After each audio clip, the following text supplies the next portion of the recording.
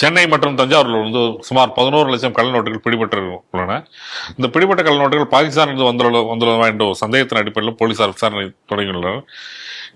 இதுல யாரெல்லாம் இந்த கள்ள நோட்டு மாட்டில் பிடிபட்டாங்கன்னு பார்த்தீங்கன்னா, ஷபிக் ரஹ்மான் 37. இவர் வந்து சென்னை திருவல்லிக்கேணியில் ஜவுளி வியாபாரி போல் வந்து லாட்ஜில் தங்கி கள்ள நோட்டுகளை மாட்டியிருக்கார். இன்னொரு நபர் ரவிச்சந்திரன், அவர் வயது 40, தஞ்சாவூரை சேர்ந்தவர். கள்ள நோட்டு சந்தைகளை புழக்கத்தில் விடு உதவி செய்த நம்பர் அப்படின்றாங்க. இவங்க எப்படிலாம் பண்ணியிருக்காங்க அப்படின்ற பார்த்தீங்கன்னா வந்து கள்ள நோட்டில் வந்து சுமார் 11 லட்சத்தை வந்து 500 ரூபா நோட்டில் வச்சுட்டு அந்த 500 ரூபா நோட்டை வந்து இவங்க கையில் பிடிபட போகும்போது ஒரு 34 லட்சம் ஒரிஜினல் நோட்டு இருந்திருக்கு. இதுவும் சந்தேகத்தை அடிப்படையில் இந்த 34 லட்சம் வந்து கள்ள நோட்டை மாற்றிருப்பாங்களோ ஒரு சந்தேகம் இருக்கு. மேலும் உங்கள்கிட்ட வந்து ஃபாரின் கரன்சிஸ் வந்து கிட்டத்தட்ட 27.59 லட்சம் ஃபாரின் கரன்சிஸ் இருக்கு. இதுக்கு இந்த சந்தேகம்லாம் ஃபாரின் கரன்சிலாம் இருக்கப்படும் போது அவங்களோட பாஸ்போர்ட்டை வெரிஃபை செக் பண்ணி பார்க்கும்போது பல தடவை அவங்க வந்து பாகிஸ்தான் சென்றதுக்கான ஆதாரங்கள் அதில் இருக்கு. இது இந்த பாகிஸ்தான் சென்ற ஆதாரங்கள் இருக்கும்போது பொதுவாக வந்து நமக்கு வந்து கள்ளநோட்டுகள் அதிகமாக உள்ளது பாகிஸ்தான்ல தான் நேபாள் வழியாக நம்ம உள்ள வருதுன்னு நமக்கு சகஜமான விஷயம். ஸோ இவங்க இது பாகிஸ்தான் அதிகாரம் போயிருக்காங்க. இவங்களோட யாரெல்லாம் சந்திச்சிருக்காங்க, எந்த லெவலில் உங்களுக்கு தொடர்பு இருக்கு அப்படின்னு சொல்லிட்டு விசாரணை முடக்கியிருக்காங்க. இந்த செய்தி எப்படி பார்க்குறீங்க?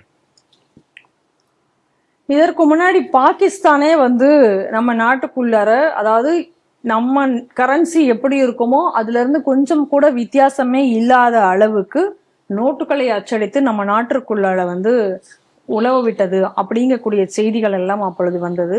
ஒருவேளை பிரதமர் மோடி அவர்கள் ஆட்சி வராம இருந்திருந்து டிமானிட்டைசேஷன் என்று ஒன்று நடக்காமல் இருந்திருந்தால் எவ்வளவு பெரிய விபரீதம் நடந்திருக்கும் என்று சிறிது யோசிச்சு பார்க்கணும். இந்த நியூஸை பார்க்கும் பொழுது அப்படி ஒண்ணு நடந்திருந்தா இன்னைக்கு பாகிஸ்தான் தான் நம்ம நாட்டினுடைய எக்கானமியையே இன்னைக்கு அது கையில வச்சிருந்திருக்கும்.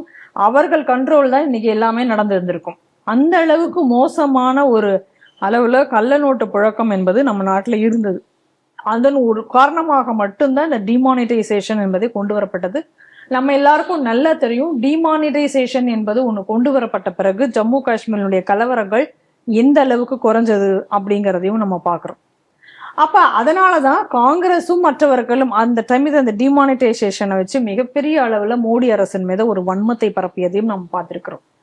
சும்மா நடக்காத விஷயங்கள்லாம் நடந்த மாதிரி தமிழகத்துல கூட இப்ப இதெல்லாம் நீங்க அதோட நீங்க கம்பேர் பண்ணி பார்க்கணும்.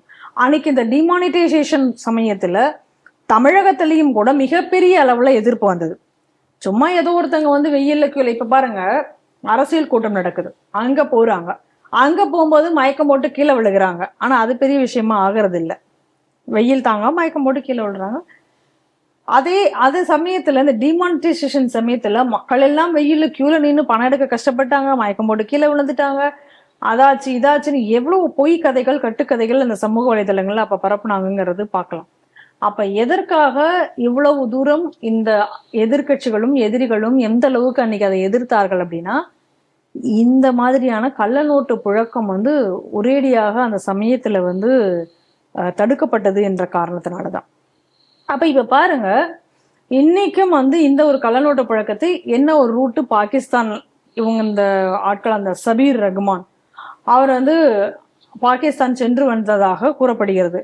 அதுக்கு வந்து துணையாக ஒரு ஆளை வச்சிருக்கிறது யாரு அப்படின்னு சொல்லி பாத்தீங்கன்னா, ஒரு ஹிந்துவை வச்சிருக்கான். அந்த ஆள் பேர் ரவிச்சந்திரன் சார், ரவிவர்மன் சம்திங். அவர் வந்து ஜவுளி கடை நடத்துறேன் அப்படிங்கிற போர்வையில பல நாடுகளுக்கு அவர் சென்றிருக்கிறார். அப்பொழுது வந்து பாகிஸ்தானுக்கும் அதை போயிருக்காங்க அப்படிங்கிற மாதிரியா சொல்றாங்க. மலேசியா சென்றிருக்கிறதாகவும் கூட இவர்கள் வந்து இந்த நெட்வொர்க்ல வந்து இருக்கணும். ஆனா இதுல நம்ம முக்கியமா நம்ம பார்க்க வேண்டியது என்ன அப்படின்னு சொன்னா, நம்ம ஏற்கனவே நம்மளுடைய செய்திகள் சிந்தனைகள்ல பெருமளவு நம்ம சொல்லிக் கொண்டிருக்கிற விஷயங்கள் இதுதான். இந்த நாட்டுல, அதாவது இங்க இருக்க அந்த நம்ம நாட்டுல நடக்கக்கூடிய துணுக்க பயங்கரவாதம், அந்த இஸ்லாமிய அடிப்படைவாதம் அப்படிங்கக்கூடிய விஷயங்கள்ல எந்த இடத்துல ஏதாவது ஒரு சம்பவம் நடக்கும் பொழுதும் கூட அதற்கான ஒரு லிங்க் அப்படிங்கிறது, அதற்கான ஒரு நெட்வொர்க் அப்படிங்கக்கூடியது தமிழகத்துல இருக்கிறது அப்படிங்கிறத நம்ம இதுவரைக்கும் பார்த்து வந்திருக்கோம். அதற்கு ஆதாரபூர்வமாக பல செய்திகளை எல்லாம் நம்ம இங்க சொல்லிக்கொண்டே வந்திருக்கோம். அந்த மாதிரி இன்னைக்கு இந்த கள்ள நோட்டு புழக்கத்திலும் கூட தமிழகத்தினுடைய ஒரு லிங்க் இன்னைக்கு இருக்கு அப்படின்னு சொன்னா, ஒரு நெட்வொர்க் இருக்கு அப்படின்னு சொன்னா, தமிழகம் எந்த அளவுக்கு தமிழகத்துல இது வேரூன்றி இருக்கிறது இந்த விஷயங்கள் அப்படிங்கிறத பார்க்கணும். 2014 இந்து முன்னணியினோட ஆவணப்படம் வெளியிடப்பட்டது. அப்ப இந்து முன்னணியினோட ஒரு ஆவணப்படத்துல வந்து ஒரு செய்தி வந்து அதுல இருந்தது. அதுல என்ன இருந்தது அப்படின்னு சொன்னா, ஒரு செய்தி சேனல்ல ஒரு டிபேட் மாதிரி, ஒரு இன்டர்வியூ ஆர் டிபேட் சம்திங் ஒரு நிகழ்ச்சி நடக்குது. அந்த நிகழ்ச்சியில வந்து பாகிஸ்தானோட அம்பாசிடர் வந்து அந்த நிகழ்ச்சியில வந்து கலந்துக்கும் பொழுது எங்களுக்கு தமிழ்நாட்டிலும் கூட எங்களுக்கான அந்த ஃபுட் பிரிண்ட்ஸ் இருக்கு அப்படிங்கிறத அவர் வெளிப்படையாவே இன்னும் சில மாநிலங்கள் சொன்னார். அதுல தமிழகத்தையும் அவர் குறிப்பிட்டு அவர் சொன்னார். அப்ப அன்னையில இருந்தே நாம இது ஒரு எச்சரிக்கையாக சொல்லி வருகிறோம். ஆனால் இதுவரைக்கும் எந்த அரசாங்கங்களும் அதை கேட்டதா என்பது நமக்கு தெரியாது. ஆனா இன்னைக்கு பாருங்க, இன்னைக்கும் தமிழகத்துல ஒரு லிங்க், அதுவும் தஞ்சாவூர்ல இருக்கக்கூடிய ஒரு இடத்துல இருந்து இந்த மாதிரியான ஒரு லிங்க் என்பது கிடைச்சிருக்கிறது அப்படின்னா, ஒரு நெட்வொர்க் இருக்கு அப்படின்னா, இன்னைக்கு தமிழகம் எந்த அளவுக்கு ஆபத்தான ஒரு சூழ்நிலையில் இருக்கிறது என்பதை நம்ம பார்க்கணும். இதுல நம்ம இன்னொரு விஷயத்த நம்ம என்ன பார்க்கணும் அப்படின்னு சொன்னா, இந்த இஸ்லாமிய அடிப்படைவாதம் அப்படிங்கிறது நம்ம ஏற்கனவே நம்ம சொல்லிட்டு இருக்கோம். அதாவது போதைப் பொருள் கடத்தல், ஆயுத கடத்தல், இந்த மாதிரியான விஷயங்கள் தமிழகத்திலிருந்து, அதாவது பாகிஸ்தான்ல இருந்து அது இலங்கை டு தமிழகம் இப்படி ஒரு ரூட் செயல்பட்டு கொண்டிருக்கிறது என்பதை நம்ம ரொம்ப நாட்களாக சொல்லி கொண்டிருக்கிறோம். இதுல என்ன நம்ம முக்கியமா பார்க்கணும் அப்படின்னு சொன்னா, இப்ப லேட்டஸ்டா என்ன நடந்து கொண்டிருக்கிறது தமிழகத்தில்னா, இந்த மாதிரியான ஆட்கள் இலங்கை வழியாக நம் தமிழகத்திற்கு அடிக்கடி இந்த சம்பந்தப்பட்ட நட்புகளை உடையவர்கள் அரசியல் ரீதியாக இங்குள்ள அரசியல் முக்கிய பிரமுகர்களை சந்திப்பதும் போவதும் நடந்து வருகிறது என்பதையும் நாம் பார்த்தோம். அதுல பல பிரிவினைவாத செய்திகளும் பேசப்படுவதையும் நாம் எச்சரித்து கொண்டிருக்கிறோம். இது இப்ப நடந்து கொண்டிருக்கு. அப்ப இந்த மாதிரியான விஷயங்கள் இன்னைக்கு அரசியல்வாதிகளை வைத்துக்கொண்டு, அவர்களுடைய ஒரு முகமூடியாக வைத்துக்கொண்டு இந்த சம்பவங்கள் இங்கு அரங்கேறி தொடங்கி இருக்கிறதோ அப்படிங்கக்கூடிய ஒரு அச்சமும் நமக்கு இங்கே வருகிறது. இப்ப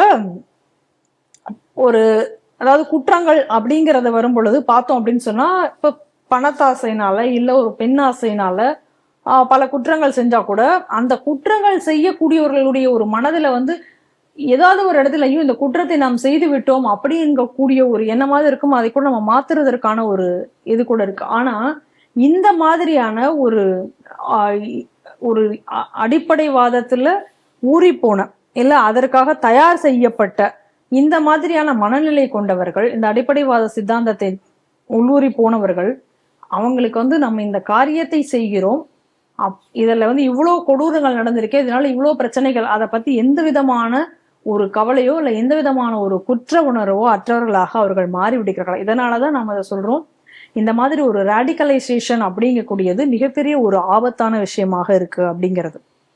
ஸோ இந்த மாதிரி மூளைச்சலவை செய்யப்பட்டவர்கள் வைத்துக்கொண்டு தான் இங்கே பல பயங்கரவாத நிகழ்வுகள் நடைபெற்று வந்திருக்கின்றன என்பதும் நம்ம வரலாறு. அப்ப இது போக போக நம்ம பார்க்கும் பொழுது ISI பயங்கரவாதமா, அதற்கு சம்பந்தப்பட்டவர்கள் இங்கே தமிழகத்தில் இருக்கிறார்கள். இல்ல பாகிஸ்தான் ISI நெட்வொர்க்ல இருக்கக்கூடியவர்கள், அதன் சம்பந்தப்பட்டவர்கள் தமிழகத்தில் ஏதோ ஒரு மூலையில் இங்கிருந்து செயல்பட்டு கொண்டிருக்கிறார்கள். தடை செய்யப்பட்ட பயங்கரவாத அமைப்பான PFI, அதற்கான ஆட்கள் இங்கே தமிழகத்தில் இருக்கிறது. இதுல நம்ம பார்க்கிறோம் 132 இந்துக்கள் இங்க படுகொலை செய்யப்பட்டிருக்கக்கூடிய விஷயங்களையும் நம்ம பார்க்கிறோம்.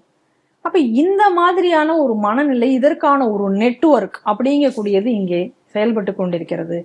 இன்னும் கூட பல இடங்கள்ல வங்கதேசத்தினர் ஊடுருவி தங்கியிருக்கிறார்கள், அவர்களை எல்லாம் வெளியே அனுப்பி கொண்டிருக்கிறோம் அப்படிங்கிறதெல்லாம் செய்திகள்லாம் கொண்டே தான் இருக்கிறாங்க. இப்ப திருப்பூர்ல அதிக அளவுல தங்கி இருக்காங்க. இங்கிருந்து இந்த திருப்பூர்ல இருந்து தங்கி இருந்தவர்கள் பயங்கரவாதத்தில் ஈடுபட்ட அவங்களோட லிங்க் இருக்கு. டெல்லியில எங்கேயோ அடிப்படைவாத கருத்துக்களை போஸ்டர் ஒட்டியவர்களை பிடிக்கும் பொழுது அதனுடைய லிங்க் இங்க தமிழகத்துக்கு வருது.